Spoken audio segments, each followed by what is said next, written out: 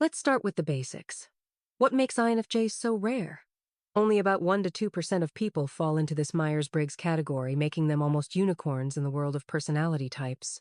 INFJ stands for introverted, intuitive, feeling, and judging. Now, those might sound like technical jargon, but let me simplify. Imagine someone who processes the world internally and is driven by gut feelings, that's intuition, while also deeply valuing empathy and structured thinking. But here's the setup this combination sets INFJs apart. The conflict? Their emotional depth and authenticity can feel almost overwhelming to others. People might ask, why are INFJs so intense? Well, it's because they can sense motivations and emotions like a psychological radar, what psychologists call high affective empathy. Now, you might be thinking, is it really that hard to fit in when you care so much? Absolutely yes. When only a tiny sliver of the population speaks your emotional language, it's easy to feel like an outsider. So here's the resolution. Recognize that this rarity isn't a flaw, it's a unique advantage. INFJs are wired to seek meaning. And while that sets them apart, it also sets the stage for truly transformative relationships. Ever noticed how INFJs, despite their caring nature, frequently wrestle with loneliness? Here's the paradox. The more they tune into others' emotions, the more isolated they can feel. Let me tell you a story. Imagine an INFJ at a party, surrounded by laughter but feeling every undercurrent of anxiety or insincerity in the room. That's emotional attunement. Think of it as having surround sound empathy.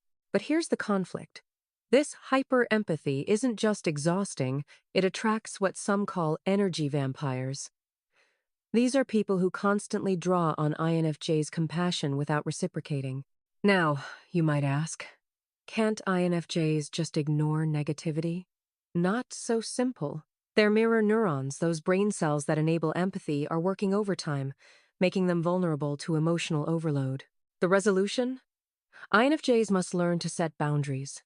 Recognizing when to help and when to step back is the key to transforming loneliness into empowering solitude. Here's a question. Why do INFJs often cringe at small talk? It goes deeper than just preference. It's about cognitive wiring. Cognitive functions, another Myers-Briggs term, basically refer to the mental habits we default to.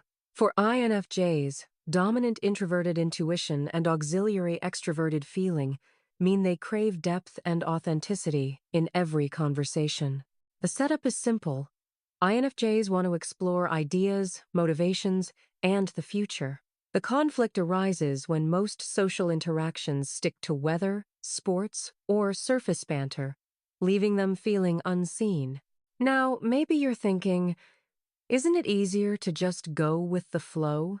For INFJs, suppressing their need for meaningful exchange is like stuffing a symphony into a ringtone. The resolution? INFJs thrive when they find even one person willing to dive deep. For them, quality always trumps. Quantity, one authentic connection can outshine dozens of shallow exchanges. Have you ever heard of the INFJ door slam? It's not just a dramatic gesture, it's an act of self-preservation.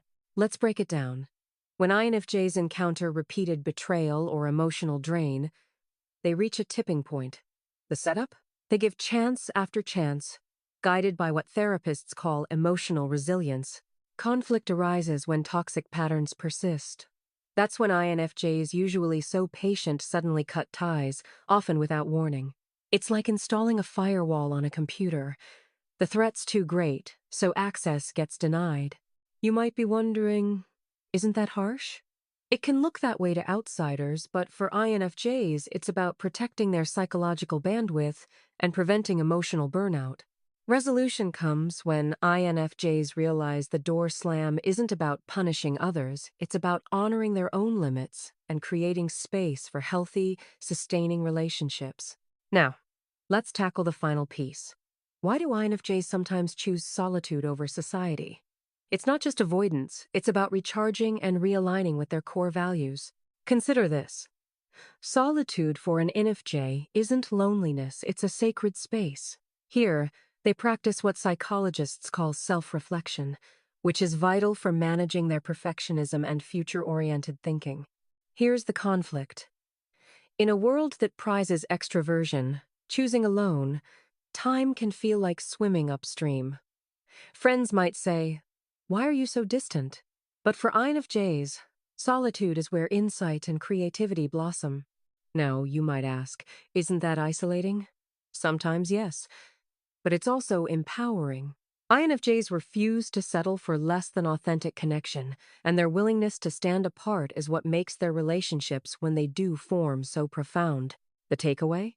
For INFJs, being different isn't a curse, it's a gift. Solitude isn't about escaping others, it's about honoring one's truest self and preparing to share that authenticity with the world.